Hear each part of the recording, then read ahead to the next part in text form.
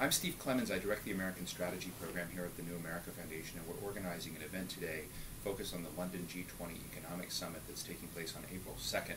Desmond Lachman is a resident scholar at the American Enterprise Institute, and really one of the people some years ago who had great qualms about how the international economy had organized itself, questions about U.S. policy, and in my view, and he may not share this view, when I heard Vice President Cheney say no one saw this economic crisis coming, I knew he was wrong, because Desmond Lachman definitely did.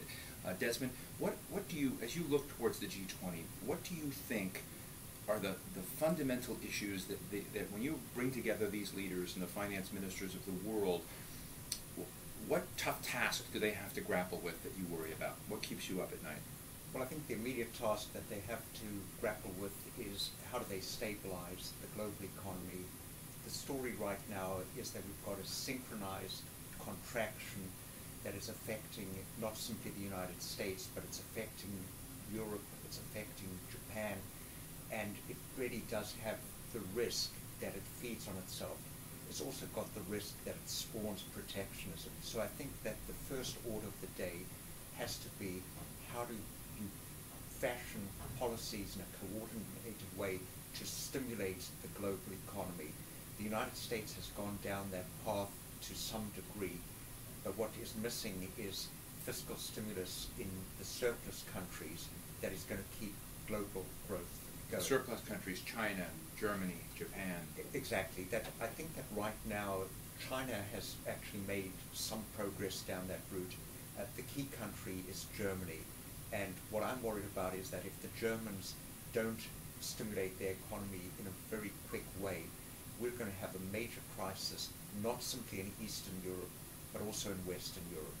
Western Europe, banks in West Europe have loaned something like $1.5 trillion to Eastern Europe. So if Eastern Europe fails, and fail it will if the German economy is not robust and capital starts flowing back to Eastern Europe, then we really could have a crisis right through Western Europe, and that could really throw the Eurozone, the whole Eurozone experiment into question. And so much, just to put it in lay language, I mean, you have doubts that the euro, as we know it, could actually not survive in its current form if we don't get a remedy to the situation.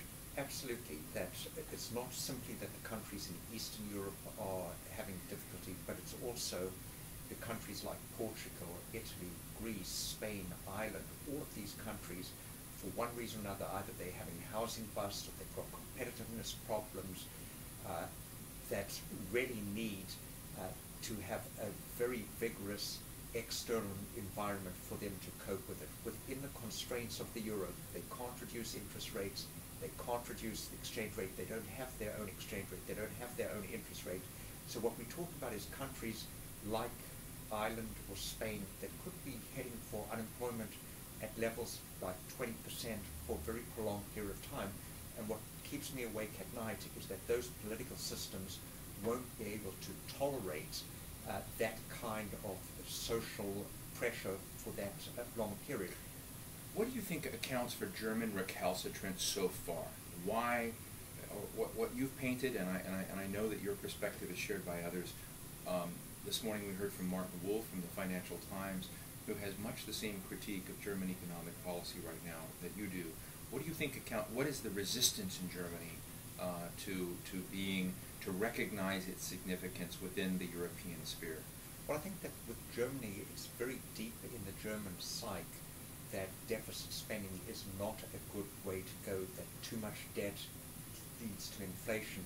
Germans have the searing experience of hyperinflation, and they don't want to go back there.